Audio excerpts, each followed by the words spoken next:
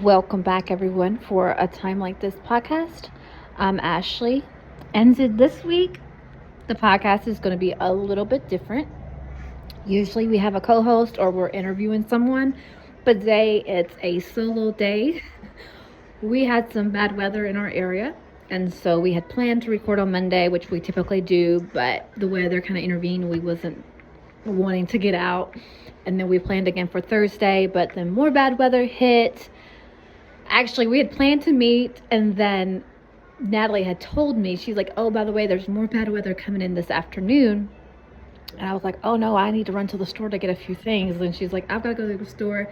So we ended up not meeting for a podcast. We both ended up at the library with our children, but we didn't plan to meet to record.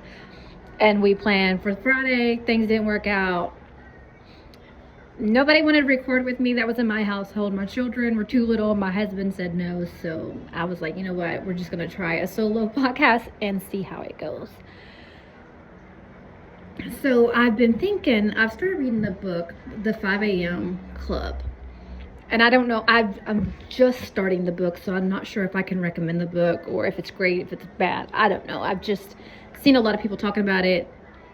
I got downloaded it on Libby. I don't know if you all know about Libby, but it is your library. It's a library app. You can download audiobooks, you can download ebooks, things like that. I borrowed it, is what it's called whenever you're trying to get a book. No, wait, I'm sorry. I put the book on hold. That's what you do when you want a book, but other people already have the book reading it. I put it on hold March of last year. March of 2023, I put this book on hold. So that's how long I've been waiting to read this book. So a lot of people are reading the book. I don't know if that's a good sign, not a good sign. Point of I'm trying to make here.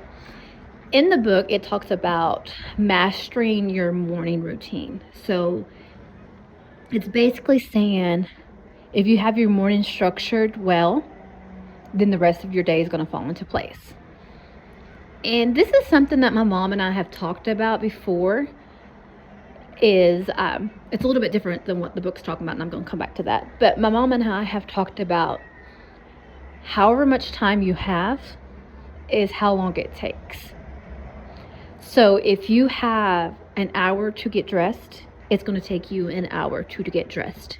If you have 10 minutes to get dressed, it's going to take you 10 minutes to get dressed. So however much time you have, that's how long it's going to take. And I find myself doing that often. And I'm a stay-at-home mom. I do have a job that I go to sometimes. It's a lot more flexible than most people's jobs. But as a stay-at-home mom, sometimes it can take me all day to do a 2-hour task because I have all day to do this 2-hour task. So typically to clean a house, I'm not saying like a deep clean, but just your weekly normal clean, it would take you about 2 hours to clean a house. But when I'm at home, I usually schedule Mondays to be my clean day. It would take me all day on Mondays to get my house clean because I have all day to do it. And I got tickled because Friday, Natalie and I I had invited Natalie over to record, but things came up that I wasn't able to record. But I woke up that morning thinking, okay, I have until like 1:30, 2 o'clock to get my house ready for a guest to come over, ready for someone to come over. I wasn't doing a deep clean or anything. I'm just kind of like straightening up, if you have company coming over, what you do, you just like run around the house, making sure everything's in order. And it took me until 1:30 to get it done because that's how much time I had. But it had Natalie called me and said, hey, Ashley, I'm going to come to your house in about 30 minutes. I would probably had the same amount of cleaning done in that same amount of time frame as it took, knowing I had until 1:30.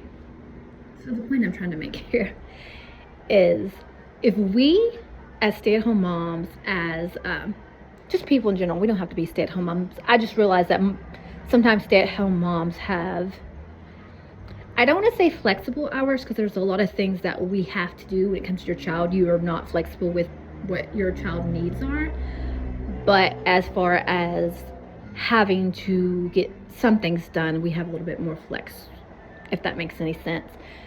We will take longer than what we have to have it done. So if you are a lady that works outside your home, you wake up and you know you have to be out the door by a certain time. So you're out the door by that certain time. You're dressed and ready to be out the door. If you have kids you're taking to daycare or dropping off with a babysitter, you have your kids ready to be dropped off by that time. But if you're not having to get out the door by a certain time, maybe you have maybe you're leaving your house at 9, you have everything done by 9. But if you're staying home and you don't have to be out the door by 9, it's 11:30 before you get all those things done. So the point of the book was, if you master your morning, the rest of your day is going to fall into place. So my thing is, how much more accomplished could we be as mothers, as entrepreneurs, as just whatever your job is, whatever your position is? How much better could you be at that position if you structure your day as if it's not negotiable to get some things done? So sometimes, like for instance, for me, if my kids don't get out of bed till 7, sometimes I don't get out of bed till 7 because I get to sleep in with them. So that's what time we get up. But if I could get up at 5 and make it that getting up at 5 is not negotiable. Like, it does not matter if the kids are still sleeping in. I have to be up at 5 and I have to get things done. And we could structure your morning to that degree. How much better would you be at being a mother? How much better would you be at whatever you're trying to accomplish? And if we take it a step farther and structure your whole day with that mindset, so you're saying from 5 to 7, this has to be done. I have no other choice but have this done. From 7 to 11, X, Y, and Z has to be done. And we have that kind of structure and build that kind of habit. By 6 or 7 o'clock that afternoon, this is for women who are not working outside the home. I realize that might be a little bit different. But you would have everything done. Like, the rest of your afternoon would just be to rest and enjoy family time or whatever. And even if you do work out of the home, if you structure your morning to be, all right, you're up at a certain time, you have dinner in a crock pot, you have your laundry going, either like washed and dried and ready for you to fold as soon as you get home, and all these little different things set up for your afternoon would go so much smoother. And so this is just a food for thought, because I myself is guilty. I do not have my days like so structured and so planned that sometimes I am still working on laundry at 7 o'clock at night that I started at 7 o'clock that morning. It's taking me 12 hours, and that I shouldn't have to take 12 hours to do laundry. So it's just food for thought to structure your morning, to structure your day, that you are the best you that you can be, the best mother that you can be, the best, as I was saying, entrepreneur. If you're a teacher, the best teacher you can be, the best, whatever your position is, the best nurse, doctor, whatever you are, you can do better by structuring yourself better. Anyways, that was just my food for thought this week.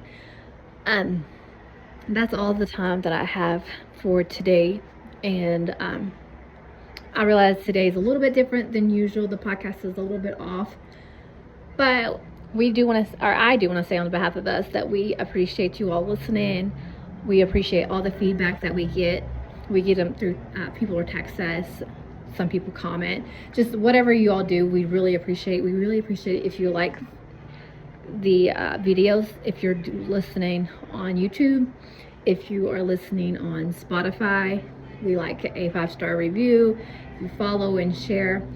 Natalie and I do have some exciting news coming up. I would share it today, but I'd rather share it with her. But we have some exciting news we will let you all know about next Sunday. So make sure you stay tuned for that.